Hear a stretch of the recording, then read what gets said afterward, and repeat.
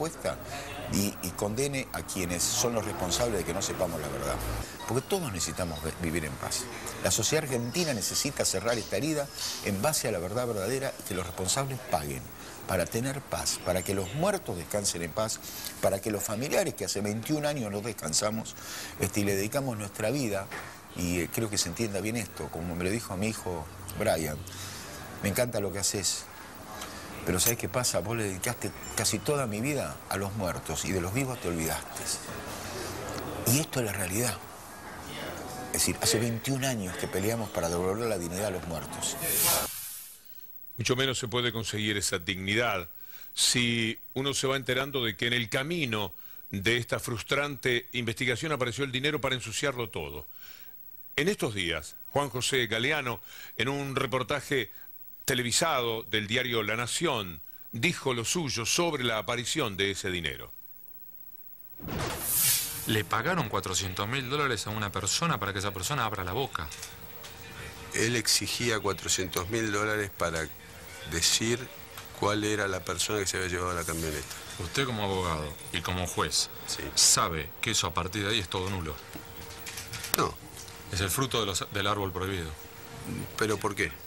Porque se le está pagando a una persona para que abra la boca. No, yo no creo, no se está pagando a una persona para que abra la boca. La persona estaba queriendo vender información. Para eso hay fondos reservados de la Secretaría de Inteligencia de Estado previstos para la compra de información. O sea, no era una situación como la pretenden presentar de ilegalidad. Es una situación de legalidad, lo que pasa es que se trata de una operación secreta. Espérame, doctor. Ahora, lo que usted me puede decir es, Galeano, ¿por qué se sentó usted ahí? Sí, tiene razón. ¿Por qué se sentó ahí? Porque yo era el que podía evaluar la seriedad o no seriedad de lo que él estaba diciendo. De los periodistas que más conoce sobre el primer atentado, está preparando un libro muy importante al respecto del que he leído algunos capítulos, es Juan José Salinas. Y fue contratado además en su momento por la propia AMIA para llevar adelante un libro de la investigación de ese atentado. Pasaron los años. No ha dejado Juan José Salinas de estar cerca del caso y de conocerlo como pocos. Esta causa es por dos temas. Uno es ese, el pago a Teseldín para que acusara a los policías bonaerenses y dejara de poner la mirada sobre los federales. Es esta. O sea, sacar las sospechas sobre Menem y ponerlas sobre su competidor de entonces, que era el gobernador bonaerense Eduardo Duhalde. Y la otra es sobre la llamada pista siria, o sea, juzga si Menem y su familia, la familia de Menem, evitó que se investigara a Alberto Jacinto Canore Dul. Me vienen a buscar a través de una llamada concreta que yo hice el día 10 de julio, de un Movicon del 449-4706, que estaba en mi coche, interesado en un furgón utilitario. ¿En la Trafic? En un utilitario. ¿Usted es amigo del presidente Menem? Así es. A los fiscales Mullen y Barbaquia los imputan por haberle seguido la corriente en todo. Al final, al principio tenían sus diferencias, pero al final terminaron encolumnados en una alegre romería, haciendo una pista falsa, pagándole a Teseldín, echándole la culpa a los policías bonaerenses, sosteniendo contra viento y marea la falsa historia de la Trafic bomba, el chofer suicida de Hezbollah. Se la creyeron. O sea, mucho viaje, igual que Nisman, viajaron por ahí, le dijeron que eran importantes, que estaban combatiendo el terrorismo musulmán y no sé qué, y entraron con las cuatro patas en esto. Teseldín y todo eso, en mi opinión, no lo van a poder condenar porque estuvieron presos, cobraron dinero y los presos es como si el deber de cualquier preso es fugarse, también a cualquier preso que le ofrecen dinero para mentir, pero para aliviar su situación, y si no lo amenazan con agravar su situación, está como que disculpado. Es lógico lo que ha hecho. Yo le voy a decir sinceramente lo que voy a hacer. Yo quiero el dinero depositado en el Lois de Cabildo, voy a destinar $350.000 a la colonia Uruguay frente a la Argentina, a los bancos que están ahí, voy a tener que irme a Y acá está muy claro que en el juicio falta gente, falta mucha gente. Pero algunos son muy importantes. Por ejemplo, para mí el cerebro de la segunda parte del encubrimiento, la primera sería echarle la culpa a Irán. Y en esto tiene que ver mucho el ministro del Interior, Carlos Rucauf, que estaba en Estados Unidos y que a las 2 horas del atentado salió diciendo que era Irán. Y no había ninguna prueba de ningún tipo. Rucauf no está en el juicio. Y tampoco lo está su sucesor, Carlos Corach, que desde un primer momento, desde la Secretaría Legal y Técnica del gobierno de Menem, y luego como ministro del Interior y por lo tanto como responsable, como jefe de la Fuerza de Seguridad, incluida la Policía Federal, a la cual le tocaba en primera instancia la investigación, fue, a mi juicio, el cerebro del encubrimiento. ¿Por qué cree que no se hizo antes? En primer lugar, una sensación de dolor inmenso por los 2 terribles atentados que hemos sufrido, pero al mismo tiempo una sensación de confianza, porque estoy seguro que esta solidaridad del pueblo argentino va a dar como resultado que podamos identificar a estos asesinos, perseguirlos, capturarlos y juzgar. El encubrimiento es lo más grave que ha ocurrido, pero no nos podemos apartar de otros episodios que se han dado en esta historia de la investigación fallida por el atentado de la AMIA. Hay tanta perturbación cuando uno analiza los expedientes, cuando se ve cuál fue la tarea del fiscal Nisman. Hubo encubrimiento, pero además hubo una obsesión por seguir una determinada pista, que puede ser verdad, pero que dejó de lado otras hipótesis por completo, por indicación de la Embajada de los Estados Unidos, por idea de la Embajada de Israel.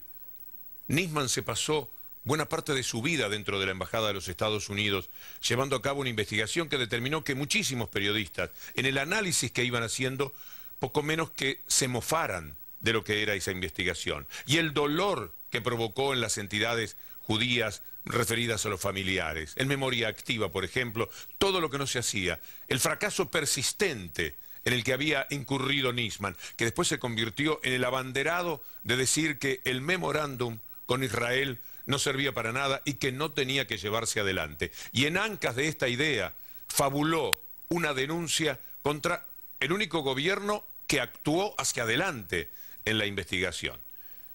Ya no está Nisman, ahora preside la unidad AMIA de la investigación Luciano Hassan, y también tiene algo para decir de todo lo que quedó para atrás en el sentido de la impunidad que se fue desarrollando en estos años. Acá estuvo la justicia involucrada, pero no solo la justicia, también el Poder Ejecutivo, la Secretaría de Inteligencia, la Policía Federal, la Policía de la Provincia de Buenos Aires. Nosotros lo que planteamos es que esto fue un crimen de Estado, donde distintos poderes del Estado, prácticamente todos los poderes del Estado, se organizaron para encubrir el atentado contra la AMIA, el atentado más grave que ocurrió en la Argentina, donde murieron 85 personas, donde hubo muchos heridos, donde hubo gente que perdió sus casas, que no pudo vivir en sus hogares durante ese tiempo. Hay traumas psicológicos importantes, es decir, el daño que generó en las víctimas directas, indirectas y en la sociedad en su conjunto es tremendo. Pero además hay un daño social que generó el caso AMIA y que sigue latente, que es la impunidad. Y la impunidad en parte se explica porque había un Estado orquestado para que no se conociera la verdad y para que no se castigara a los responsables del atentado. Entonces, parte de este juicio es, por supuesto, que se condene a los responsables del encubrimiento, pero también que se aporte un granito de arena en esta lucha contra la impunidad. Yo estaba allí. Yo viví el horror. Y en el horror morí. Todavía estoy allí. Porque el horror no cesa. Todavía no puedo terminar de morir. Ninguno de nosotros puede. Somos 85 aquí. Y tantos otros que deambulan por esta tierra salvaje. La expectativa de que surja algo interesante, que pueda hacer un aporte, siempre está. Lo que tampoco queremos es generarnos falsas expectativas. Justamente parte de lo que se juzga en este caso es la destrucción y la desaparición de prueba en relación con el atentado. Entonces, es claro que después de más de 2 décadas del atentado y después de todo un Estado orquestado y organizado para encubrir, es muy difícil encontrar nuevas pruebas. De todas formas, no cerramos las pruebas. Lo último que se pierde es la expectativa de eso, y queremos conocer la verdad sobre el encubrimiento, pero también queremos conocer la verdad sobre el atentado, obviamente. Y además, si este juicio va a echar luz sobre quiénes fueron los que encubrieron, claramente eso es una puerta para conocer qué pasó con el atentado. Gerardo Baer también pertenece a la agrupación 18J y habla de cuál ha sido la actuación de Nisman según su punto de vista, pero también de lo que ese memorándum con Irán podría haber significado. La confianza que hay de muchísimos familiares de las víctimas de que sería por lo menos un camino, intentar algo, después de 21 años de frustraciones permanentes, al cabo de los cuales lo único que se tiene es este encubrimiento y este juicio por encubrimiento. La primera verdad que ahora vamos a poder tener es cómo fue que se realizó ese encubrimiento y por qué. Lejos, muy lejos todavía, de saber del atentado. El memorándum, tan discutido, tan resistido, no hay explicación para que esto sea así. ¿Por qué no tenerlos cara a cara, ante el juez, a los presuntos responsables según la hipótesis desarrollada por Nisman y por la Embajada de los Estados Unidos y la Embajada de Israel y algún otro sector? ¿Por qué no estar allí con ellos y ver al cabo de las preguntas dónde fallan, dónde no hay coherencia? Y después someterlo también, no a un juicio, sino a una consideración ética, que por otra parte, buena falta hace con quienes de una manera neutral tomasen lo que hubiera sido la entrevista que no quiso hacer Nisman, que nunca quiso llevar a cabo Nisman con aquellos que él señalaba como culpables. Después que el único de los que fue atrapado en Londres, señalado por Nisman, había salido tan campante de la situación porque nada, absolutamente nada, se le había podido probar. La asociación 18J, a la cual pertenezco, y hablo de la asociación de Diana Malamud, que es Memoria Activa, formamos el 85%, 90%, por no ser soberbios, de lo que es los familiares. Y todos estuvimos de acuerdo en valga la redundancia, por el acuerdo con Irán, porque vimos una lucecita al final del túnel que a lo mejor se encendía y podría haber una indagatoria, porque la causa, para que ustedes lo sepan, seguramente sí lo saben, hace 7 años que está parada. Está parada porque no se puede indagar a los iraníes, está parada porque no se hace nada, está parada porque no sabemos qué pasa con la causa interna. Y tenemos el dolor de que primero no nos dijo a nosotros el por qué iba a hacer lo que hizo. Para mí, y manera de verlo, y para nuestros compañeros, él salió a lavar la ropa sucia de él. Hay que tener en cuenta, y nosotros lo tenemos muy en cuenta como familiares, que tanto el presidente Kirchner como la presidenta Cristina estuvieron 8 años en la ONU. Yo estuve presente en 2 oportunidades, diciendo de que a los iraníes que colaboren con el tema, que se apresten a decir si tuvieran algo que ver, si no tuvieran algo que ver, si no, guerra no vamos a hacer, pero por lo menos para seguir adelante con el caso. Entonces, yo no pienso de ninguna manera, y sobre todo de Cristina, que, hablando en criollo, nos venda por un tratado comercial. Ese es el parecer en general que tiene nuestra asociación. Que uno aprecie estas declaraciones y que sean de un hermano de una de las víctimas de la AMIA genera respeto. Es más difícil tenerlo frente a aquellos que sin este dolor, desde el cual se avala el memorándum, lo hubieran resistido políticamente al extremo de lo que ustedes van a ver ahora.